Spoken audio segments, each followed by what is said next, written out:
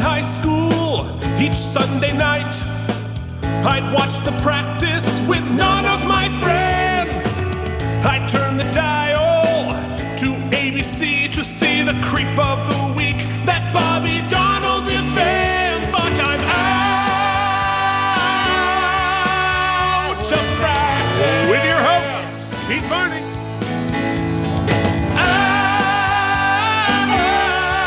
Out of practice. And Mike Aneglia. Way back in high school, most every night, my mom watched QVC, so I missed the practice. There was no TiVo, what could I do? Wait 15 years, get that, then stream it on Hulu. Out of practice. Today, Mike is nervous, and not for the reason you think. Out of practice. I got a booster shot, my flu shot, and I got a frozen sticker. Band-Aid, not sticker. Practice. And welcome to the Out of Practice Podcast, a weekly podcast that talks about David E. Kelley's award-winning series, The Practice. This week is our season finale of Season 4. This is Season 4, Episode 22, entitled Life Sentence, which I'm sure it probably feels like if you've been listening to this podcast all the way through. This is Oops episode 83, and if you're counting at home and or have a spreadsheet like I do, you will know that if you have listened to every minute of every episode of the Out of Practice podcast so far, you have lost almost 6.5 days of your life. Well, there you go. A week. You've almost given us a week of your existence, and you know what? We appreciate you. And we appreciate every one of those seconds that you have breathed our way. Yeah, boy, I'm so sorry. But that's what we do.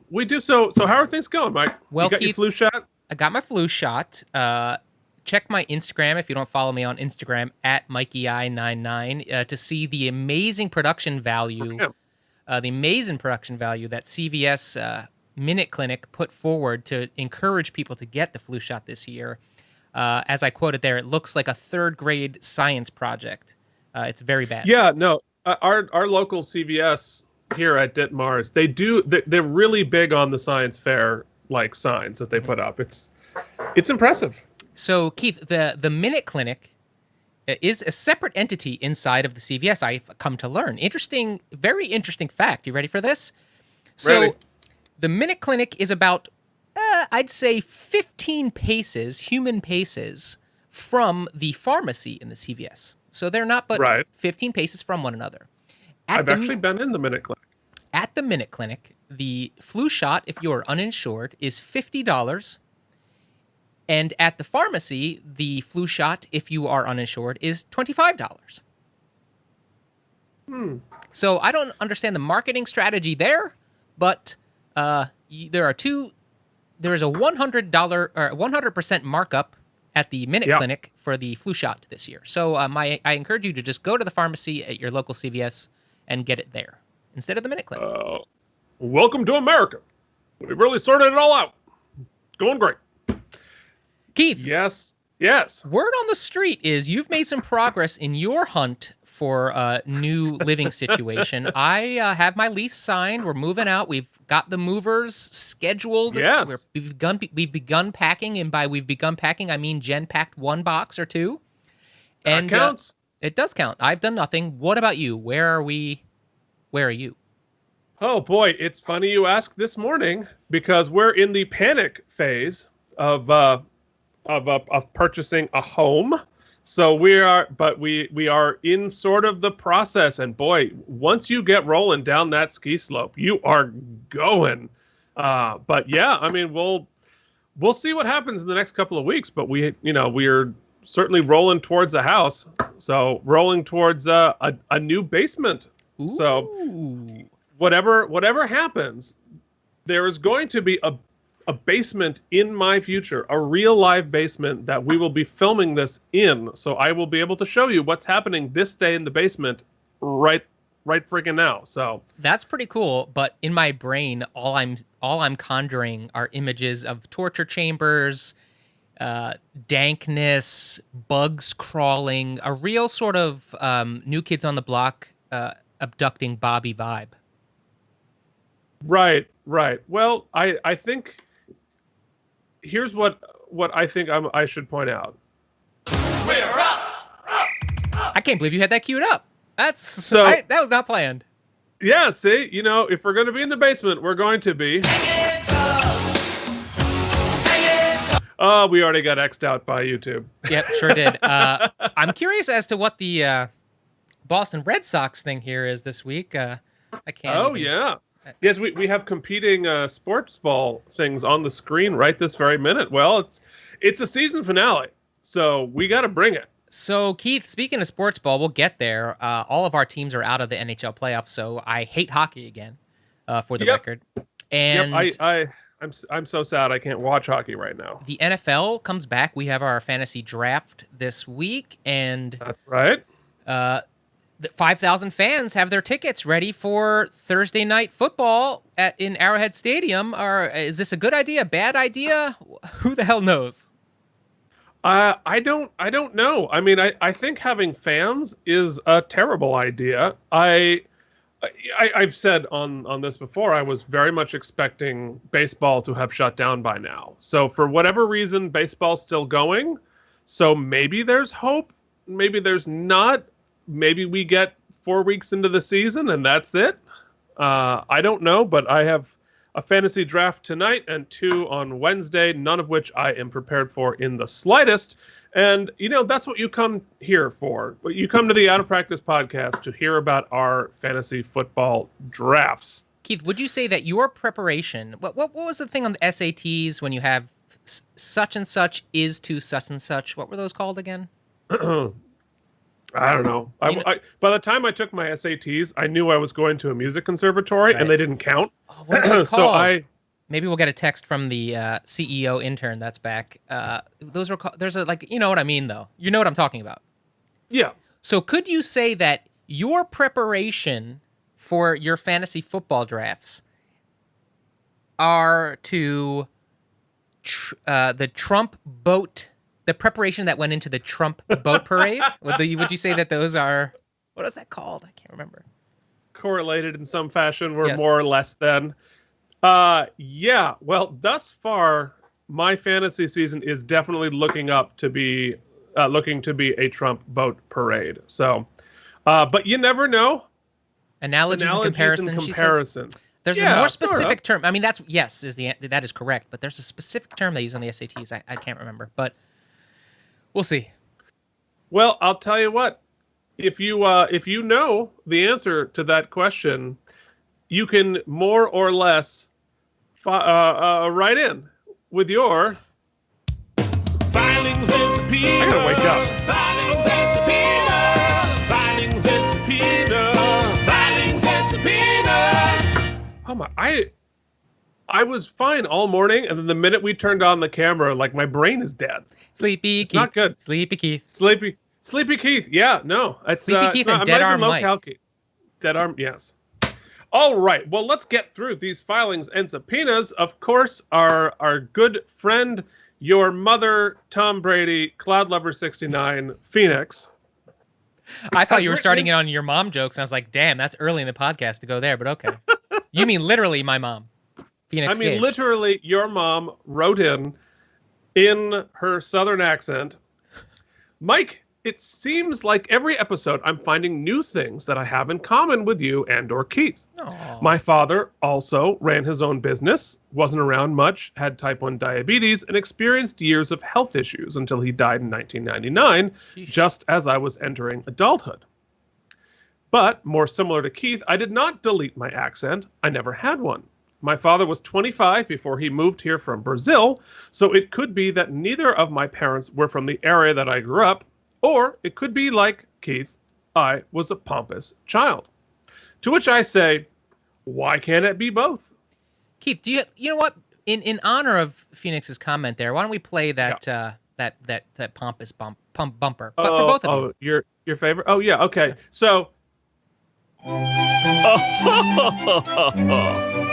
And is Phoenix. pompous. And Mike's mom. and Mike's mom. Yes, indeed. Yeah, the number of specific correlations there are remarkable. So but of course, he said he also was not from the South, but he's going to keep us guessing. But I imagine, like, if his father was from Brazil, might he have had a Brazilian accent? Unclear. I'm guessing, I don't want to screw this up and seem, but my guess is his father would have spoken, Portuguese, if he's from Brazil? I believe so, yes. So I don't know what that accent is. Although it's my cousin married a Portuguese man, so I do know it, but I don't. Maybe Phoenix is also my cousin's husband.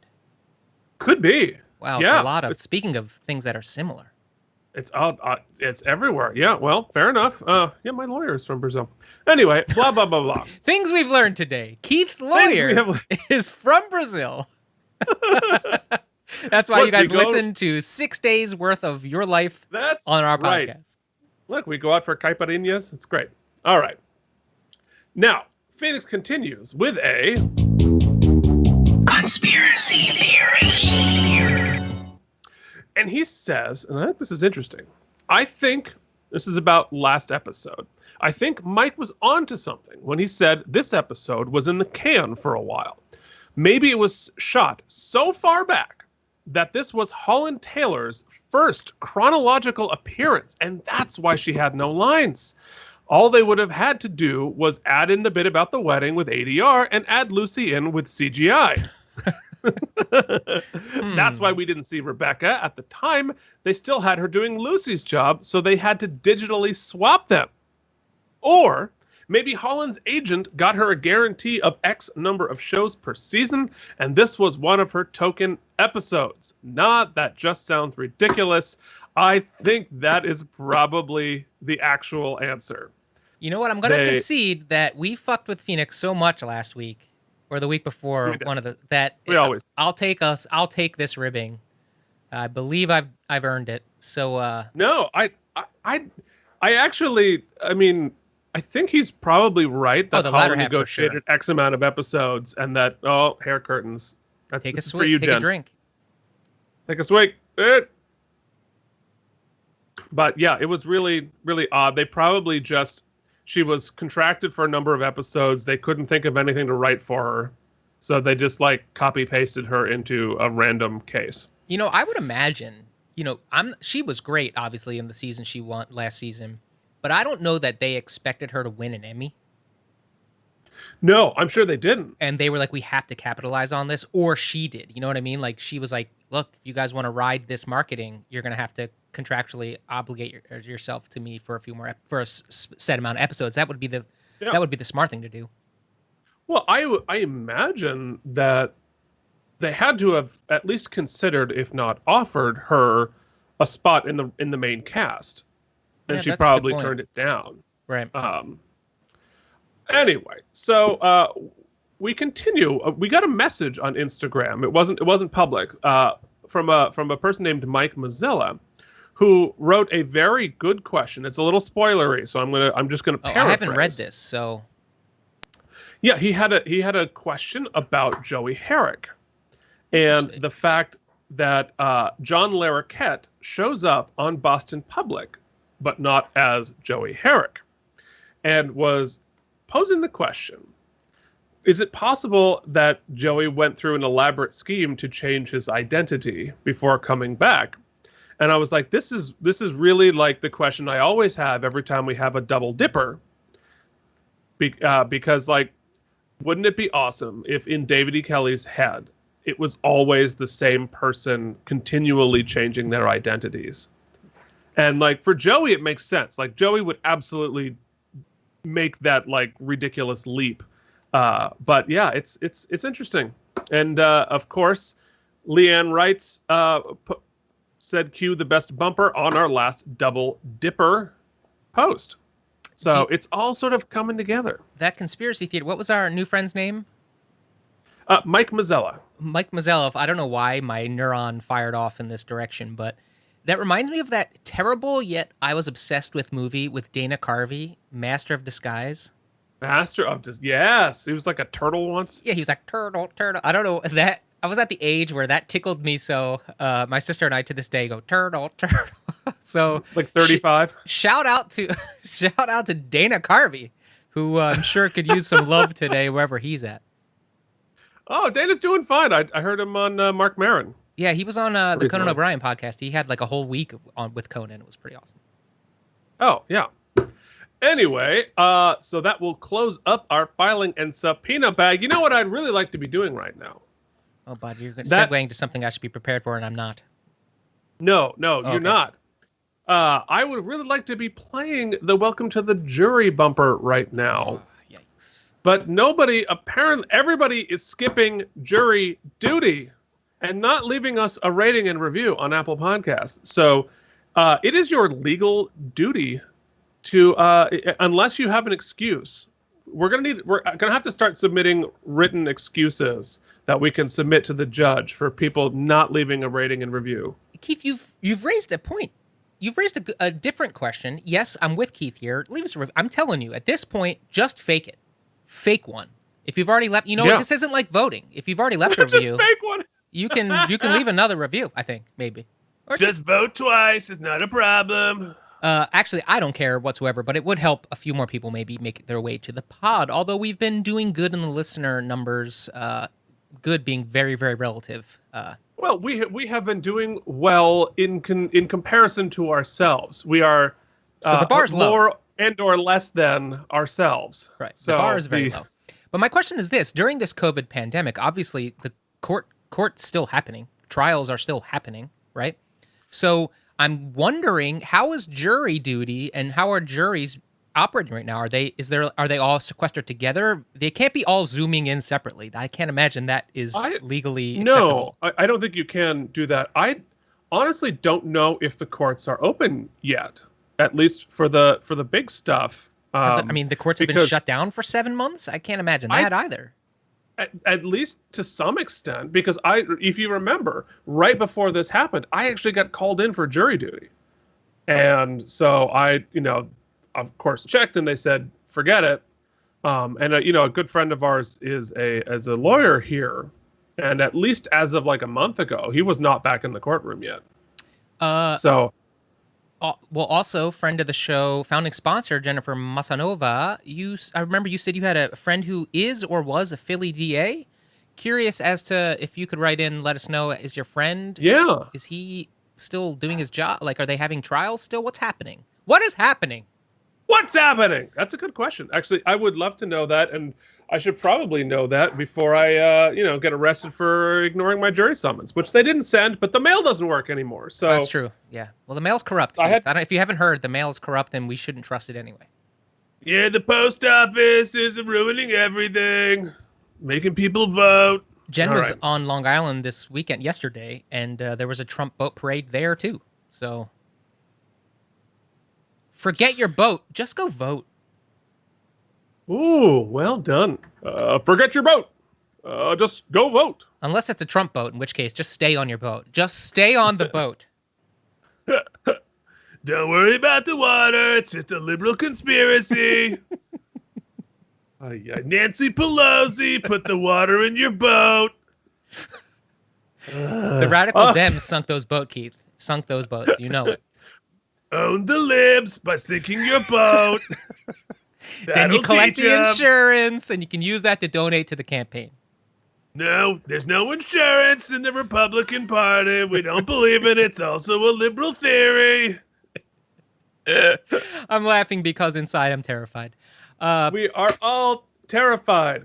But I am terrified that we are not going to move forward in our show and start to talk about what was happening when this episode aired. This is the season finale of season 4. And this aired on May 21st, the year 2000. And everybody is asking what was happening This day in the basement. You see me scrambling to get to this. Sleepy Keith does not transition well. It made me laugh so much that you were prolonging that segue so much that I actually hit the button late. So after all that, we fucked it up anyway. So par for the course. I was giving you all the time in the world. So much time. Oh my God. All right. So what was going on May 21st, the year 2000? You know, I made a mistake in telling founding sponsor Jennifer Massanova to hold off on mailing that VCR until I moved to Philadelphia so I don't have to pack something else. And then I realized that the most use I could get out of it is now, because I believe next week we're probably going to do a What Happened This Day in the Summer. Right. So some of I think the timeline's going to get askew, I believe. We're going to have to play some things late, whatever. But right now I'm actually, though, you know, we know that my dad's going to get sick and get real sick this year. Mike, at the time, who's been having a tough time kind of figuring out what he's up to, is about to enter a pretty decent streak. As I mentioned weeks ago, I'm about to, this summer I take place in I do two shows. I do a review with some of my friends from high school. We raised a bunch of money for something or other.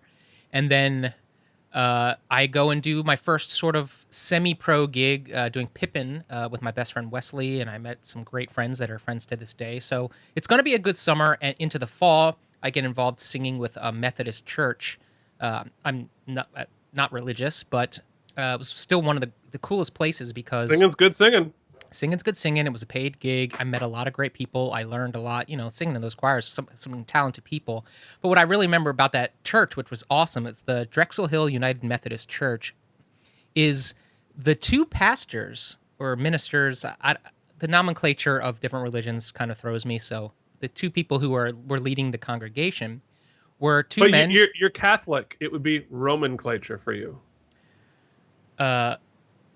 Well, I was baptized Catholic, and according to my mother, that's a blood oath that I can't deny. You're stuck with I cannot it. denounce, apparently. The only good thing about staying baptized Catholic is you always get a snack if you show up to a mass. Fair enough. Anyway, there's these two guys, and I can't remember their names, great leaders, and they were gay, openly gay, and together. And the powers that be tried to shun one of them away so that would like force them to be separate, but they didn't. They refused, and they were like, you can either fire us outright and the whole congregation came together and lobbied for them to stay, wanted them to stay, and it was really cool. It was a cool kind of social justice moment, just highlighting the fact that religion is way back in 2000. Yeah, it's like a figment, you know what I mean? It's if enough people want, you know, whatever. So I just thought I'd shout that out. Nothing much is changing. I'm still at home, still learning to sing. And this is about the time when I'm realizing, I can do this for a living, which only lasted about 20 years. And now you can't anymore. So. Right. Yeah, fair enough. Well, it's interesting that they had to do that with the church. My grandfather, who I've mentioned before, his whole turn to become a gay rights activist from somebody who like didn't understand and was, thought it was gross and so on and so forth, came in his church. Actually, he is in a very progressive Presbyterian church, and it was actually his own church who brought in people, and he met his first gay person and spoke with his first gay person and was like, oh shit, I'm wrong on this, and devoted the next 40 years of his life to doing it. Was actually his church. Of course, they got thrown out of the presbytery, then back in, and then thrown out. Their church has had to battle quite a bit within its own denomination to maintain their activism. But it was interesting for me as, again, not a religious person and someone who had a lot of bad experiences with religious institutions and people, to see it's not all of them. That right. Not only was this church okay with it, but they were actively working on behalf of what is good and righteous. Anyway, moving on to what I was doing this day in the basement, May 21st. I was, of course, if you're paying attention, celebrating my 20th birthday, which was May 20th, which I can't believe that was literally half of a lifetime ago now. because I'm 40 now. I was 20 then. Oh, young Keith, baby Keith. Oh, a baby Keith. Yeah. But not in 2020. You think you are full grown and you know everything. I truly, and I know, talk about sort of like sad this days in the basement. I just realized that I have no memory of it. And I pretty much know that I wasn't doing anything because I was too scared to do anything. I was, obviously I was hanging out with my girlfriend, but like I was too afraid of the partying scene to go to host a party or go to a party. I was too afraid to call people who were my friends but weren't my girlfriend. So it was just the two of us, probably sitting and eating a sad cake. Just the two of us. Keith, if you sitting on a dorm room eating cake. If you could jump back in that time machine, in that way back Out of Practice podcast time machine, go sit down with, send old girlfriend out of the room for a minute, get her a cold compress for her broken face that you punched, uppercutted. If you are just joining the Out of Practice podcast out of context, go ahead and listen to a couple weeks ago. You'll understand that story a little better. The disclaimer is Keith didn't actually punch her in the face. Well, he did, but not on purpose. Well, yeah, not on purpose. Look, we scored the overtime goal. It was. If you are given one sentence to 20-year-old Keith as 4-year-old Keith, what would that one sentence be? Ooh. Do more therapy now. But you have to sing it.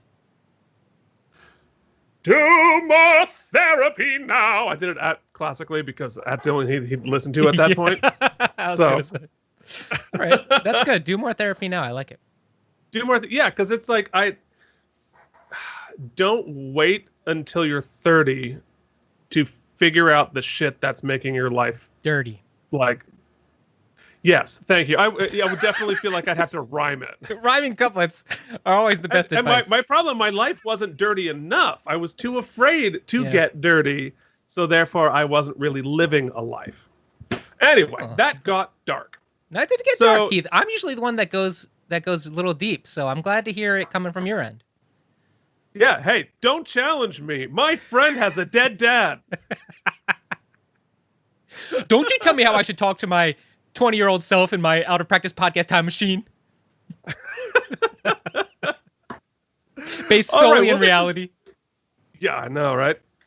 But this is actually, this is going to bring me to a thing that I want to show this week for a specific reason that I can't really give away yet because it's a little spoilery. That makes a lot of sense. It is also, we don't have a segment for this, so I'm just going to throw it in here because this was a thing that happened to me before. Now, if you are... Tell me when you want me to actually press the button. Not yet. I'll do one of these things, yeah. I'll do, yes. So if you remember back from our pilot episode, I mentioned that my only experience with the practice people in life was Cameron Manheim once taking a picture of me. Cameron McIntosh? Cameron McIntosh. But funny you say Cameron McIntosh because it was backstage at the Broadway revival of Spring Awakening that Cameron was in, and we were taking a photo with another friend of ours who was in the cast, and I was sort of trying to selfie it, and this voice from behind me says, "Oh, here, give me the phone, I'll take it." And it was Cameron who was in the show.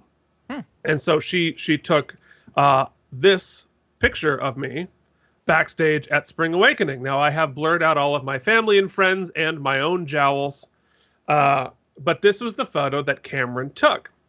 And there's a reason that I'm posting this today, because in that production of Spring Awakening, there was another cast member and a theme here that will be very important for this week's episode of The Practice. So it's all coming together. Anyway, so now I have a chance to show that photo that Cameron took. Now, I wish I would that like she to had point been in the out, photo with us. But if anyone in Keith's family listens to the podcast, which I'm assured that is probably not the case. That's a hard no. It's a hard no. Well, should you ever listen, I want it to be known that don't ever commit a crime with Keith, because clearly Keith's idea of obscuring someone's face in Photoshop is not the same as mine, as I can clearly make out all of the distinguishing features of each one of those individuals. Well, you can. I'm not worried about you knowing who all these people. I could stick that into Google reverse image and probably come up with every one of those people's Facebooks. Well, one of them has a Tony now. That is crazy to me. That's awesome, man. You know what? Anyway, so yeah, that's cool. That's really cool. I thought that would be enjoyable. All right, so that was This Day in the Basement. It is time now to continue the journey through the time machine and talk about what was going on. It's time for the Out of Practice Podcast's This Day in the World. The greatest hits, the biggest movies, headlines from Vermont, essential sports updates, and for some inexplicable reason, the weather from 20 years ago. Now back to Keith and Mike. There will be. Well, folks, it was May 21st, the year 2000. Don't worry. The number one hit continued to be... Oh my God. Is it ever going to end? Never. We're going to be doing The Practice season 72, and it is just Maria. Maria.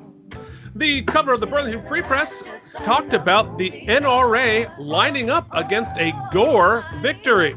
Now, of course, this was... by this point, we were I think we knew that the presidential matchup was going to be Vice President Al Gore up against George W. We got this in the bag, baby. In the bag, baby. Yeah, no problem. Shouldn't be any sort of a constitutional issue. The Supreme Court can't rob us of this. No, don't worry about it. Yeah, so that was what was going on in the world. The top movie was Dinosaur, which took in $38 million. It was one of the last, traditionally animated movies. And I think it was the one that was super sad where all the cute dinosaurs died at the end. So every dinosaur movie they've ever made? Right, but they don't usually address it in the children's movie. And then we watch everyone we've cared about for the last 90 minutes die in a fire. But, folks, makes sense. Send your condolence cards to Keith Varney, care of Out of Practice Podcast. Keith, are you okay? I don't know. I don't know. It's been dark. It's been very, very dark. Guess today. what, man? You don't know this yet, but it's going to get darker within the next 2 minutes. Oh, really? Yeah. Okay. Very good. Oh, all right. So we have done that, which means it is time for everyone's favorite segment. It's time for Sportsball. To celebrate Keith's birthday, the Philadelphia Flyers beat the New Jersey Devils 3-1 to take a 3-1 series lead in the Eastern Conference Finals. The Flyers got goals from Mark Recchi, Simone Gagne, and future Stanley Cup winning head coach and enforcer Craig Berube. This was the end of Keith being happy in the hockey world as the Devils roared back and won the final 3 games of the series, and eventually the Stanley Cup over Dallas on June 10th. That was the last time Keith was happy. We have a theme today. We have a theme. Oh, that's funny. That is funny. All right. So were you hinting previously that we will not be doing Weather? Cut it, Keith. Cut it. Cut Time Machine What Weather. happened? No. Look, like I said, Time Machine Weather's not dead. However, it's going to have to share the spotlight, Keith, because in consultation with founding sponsor Jorge Navoa, I've decided to take some of my passion. As you've heard many times on More TV, I watch a lot of true crime. And since we do a fictitious true crime podcast, if you will. Untrue crime. Maybe that would be something to pursue. So what I would like to do, Keith, is do a sort of improvisational collaboration with you today. Oh, great. It's improv for me. I don't even know what the collaboration is. I'm going to need you to go to the piano and play me some film noir / mystery-esque underscoring.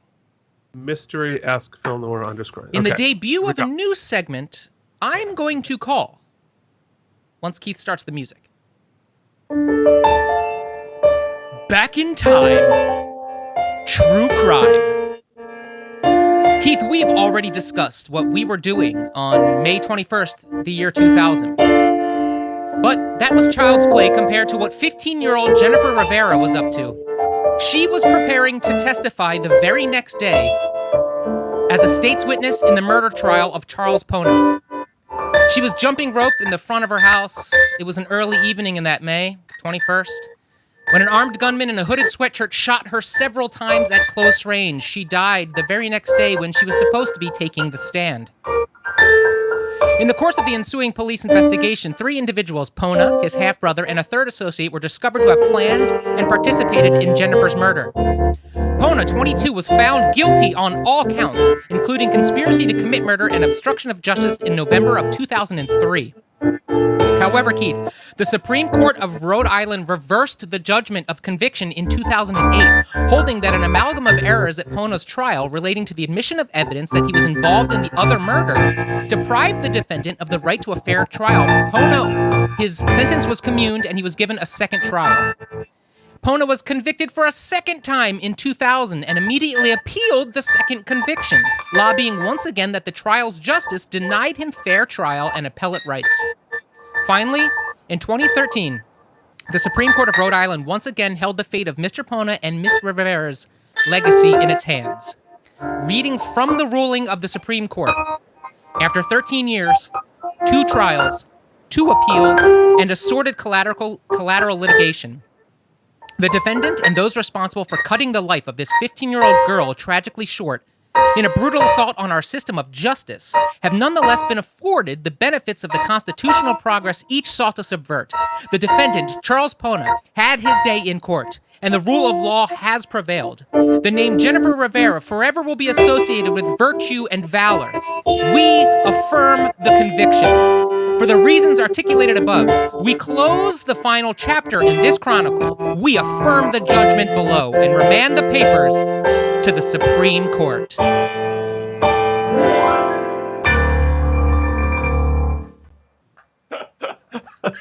Well done, sir.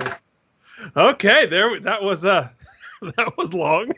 It was a little bit longer than I expected, but I thought it was an interesting case because what ends up happening is that he was actually the Supreme Court had to throw out his conviction because during the trial they basically used evidence from his first murder, the murder he was on trial for, like that she was a witness against.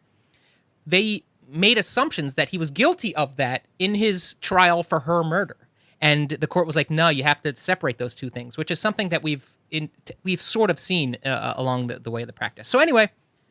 It really sounds like that would have been fascinating had I been able to listen to the words that you were saying and not concentrating on the music and just listening to tone of voice to tell whether it should be happy or sad. Well, you'll watch the show. You'll watch it in post. Oh, yeah. I will not watch it in post. But Phoenix will tell me all about it. Yeah. All right. So that is Back in Time True Crime. When there's an important case or an interesting case that takes place on a date that we are our air date, we can see how trivial our experience was, Keith, while somebody else is dealing with murder and such. Okay. Well, we have talked about a great deal of triviality. A human being. God damn it! My life has value, and I'm not going to take this anymore. It's time to talk about the damn episode!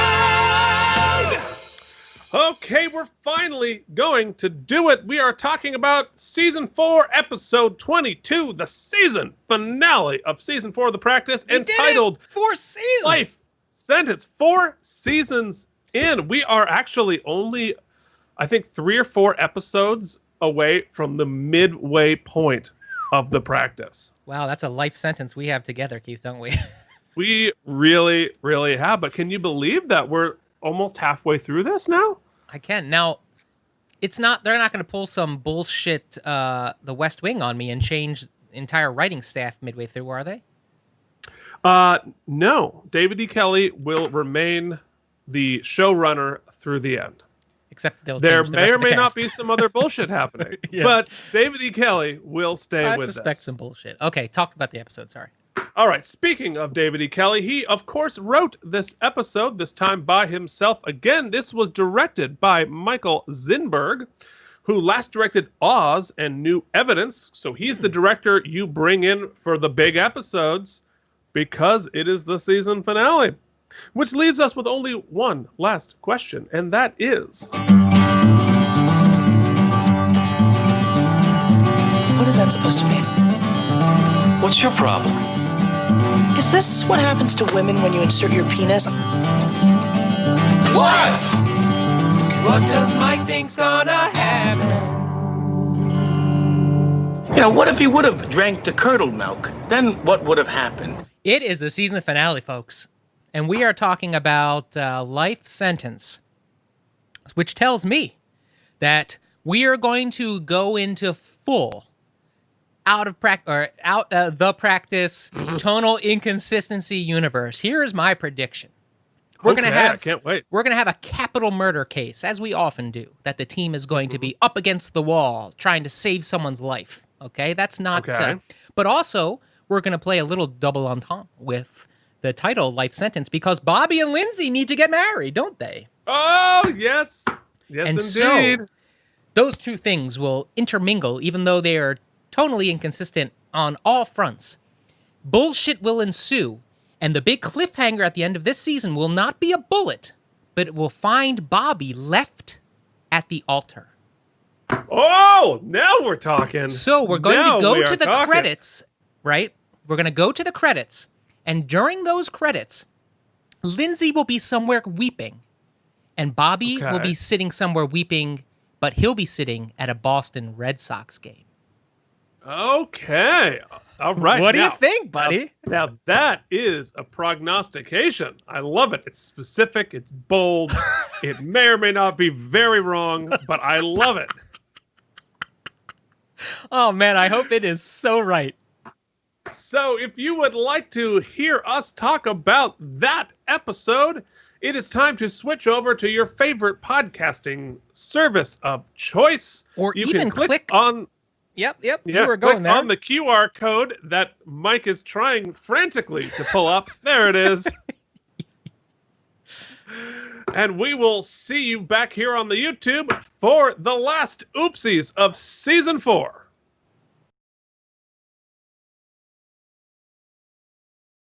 All right. Wow, that was that. Season 4 finale, folks. You just heard it. Or you didn't, and you just kept watching the video. Yeah, one of those two things happened for sure. Yes, indeed. Well, in case you didn't listen with us, don't worry. We have your back in a segment we call... Mike has 30 seconds to remember what just happened on the show. Y'all batter up. Marley Mattson is in the show. She killed some bitch who raped her daughter and killed her. So she killed that bitch. They try to argue jury nullification. Meanwhile, Bobby and Lindsay, guess what? Bobby don't want a big wedding. Maybe he's telling her a little bit late, but now she finds out. So she decides she's going to play catcher. They go to Fenway Park and they elope, but they do so under the shadow of Richard Bay's first win, where Marley gets sent to prison. Not first degree, but second degree, still a life sentence, and Bobby has a life sentence too with Lindsay. Wow, you did a really good job of that, except for you murdered Marley Matlin's name. Well, me and her are very close, so I call her Marley Mattson. It's just like a pet name I have. Oh, I see. Okay, fair enough. Well, that means we have only one more exciting thing to do for our episode, and that is we hand out fake awards in a segment we call... Ladies and gentlemen, the Out of Practice podcast, in unofficial, unsolicited, unfactual association with David E. Kelley Productions, proudly present... Oopsie! The Oopsies! Celebrating excellence in acting good, lawyering good, guesting good, and being Tom Brady. Not to mention, this is where we rate the episode and stuff. Now, here are your hosts, Keith and Mike! What the hell are the Oopsies? Well, they're the fake awards we give out at the end of every episode. And stay tuned. Next week, we have our season Oopsies for Season 4, so do not miss the Season 4 Oopsie Spectacular. We have a lot of fun things planned. I did a bunch of stuff. It's going to be really fun, so don't miss it. But before we do that, we must hand out the... Most Valuable!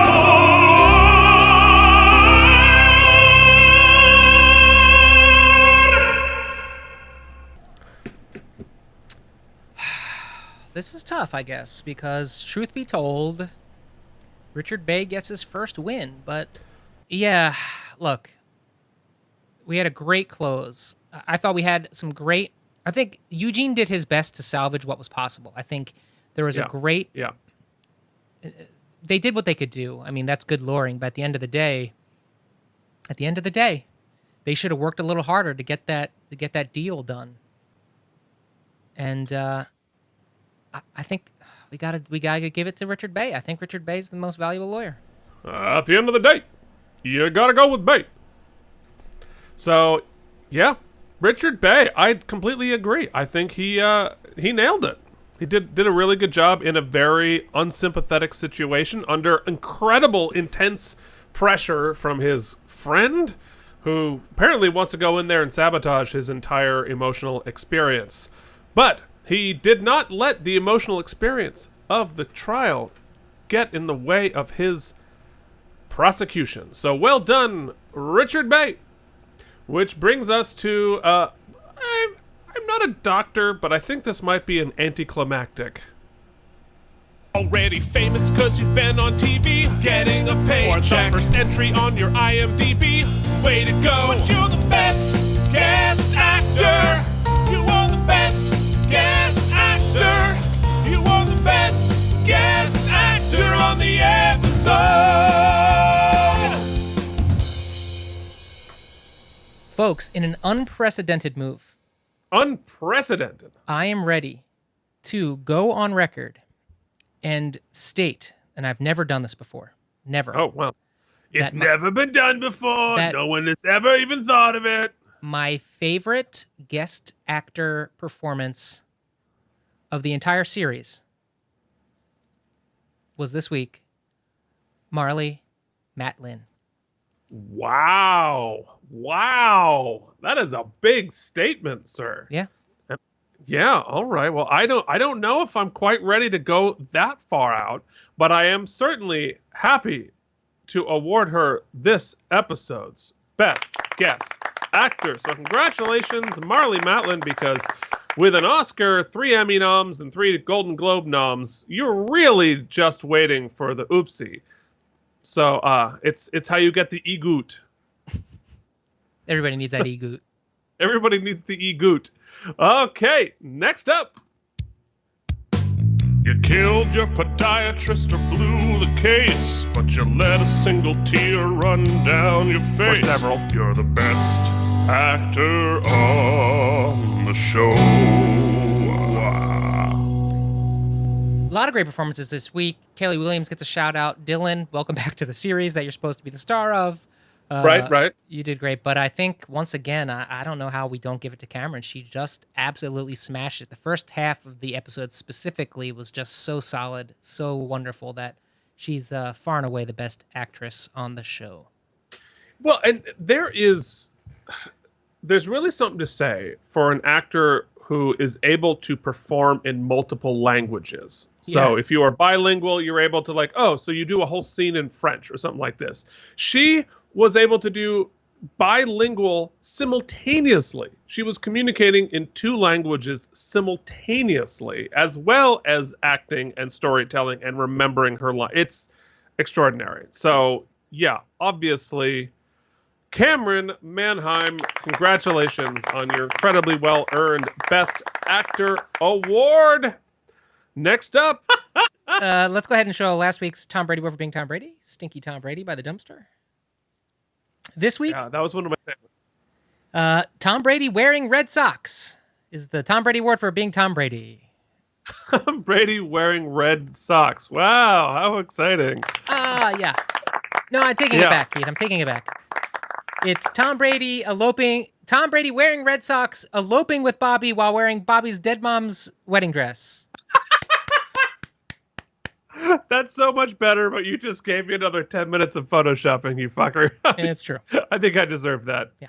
All right, congratulations. Tom Brady eloping with Bobby, wearing Bobby's dead mother's wedding dress. The second time Tom has worn Bobby's dead mother's wedding dress in a Tom Brady Award for being Tom Brady Award. Okay, that means there's only one more thing to do. Ladies and gentlemen, it is time to announce how many spare tires this episode gets. Well, it's come to this. It has. I thought it was a great episode. It wasn't as tonally inconsistent as I thought. I mean, it was, but it wasn't as egregious as I thought. And I was really bought in. I got a little teary-eyed when they got married. I really enjoyed the performances. Actually, the performances were stellar. The case wasn't all that unique. We've been there before, but sometimes that's all forgiven when the performances are this good. So I'm going to say we went out with a bang. A solid 8.75 spare tires. 8.75. Yeah. No, I think that's fair. I think I agree with all of what you just said there. I think the case itself was okay. I thought it got a little exploitative at the end. Like, it got a little bit of like misery porn. Mm-hmm. So I wasn't a huge fan of that. I mean, Marley and Cameron just going toe to toe in just that scene alone was worth the price of admission. And the wedding, I liked it. It was more interesting. I think as we talked about, I'm just not a fan of how Bobby treats Lindsay. Yeah, I'm not a fan of their relationship, really. So I was less happy for them getting married. I thought like she went out on a limb and did this huge, beautiful gesture to him that he hasn't really shown that he deserves. So it's a little harder to get on board with it. But it was still a nice moment.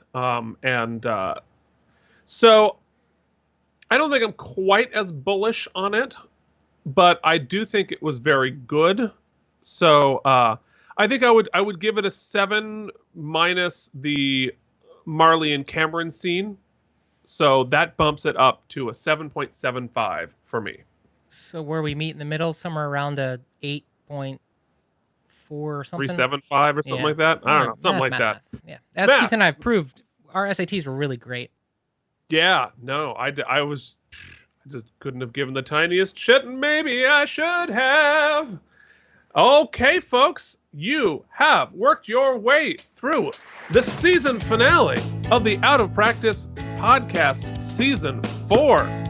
If you would like to reach out to us and tell us about it, you can find us on Facebook and Instagram, both at Out of Practice. You can email us directly at outofpracticepodcast@gmail.com. You can check out our blog and see our ranking of the episodes, outofpracticepodcast.blogspot.com. We'd also like to take this opportunity to thank our founding sponsors, because the Out of Practice podcast is brought to you by people on the slide: Leanne Wrights, Cloud Lover 69, Jorge Navoa, and Jennifer Massanova. And Mike is going to tell you how you can join them here on this slide. If you would like to donate to the podcast, you can do so in one of two ways: by a one-time contribution or a monthly contribution to help us keep the show going. You'll find the links to those options in the show notes. Additionally, you can always leave us a review, even though none of you have been doing it, but you can do so, or you can help out the show by telling a friend. Anyone you might think will enjoy our nonsense, or just enjoy watching excellent performances like you saw today on the podcast. Keith, I want to let you know, forget something old or something new, borrowed or blue. When it comes to doing a podcast, I'd rather do it with you. And I say I do. Laser sounds! Laser sounds to my heart.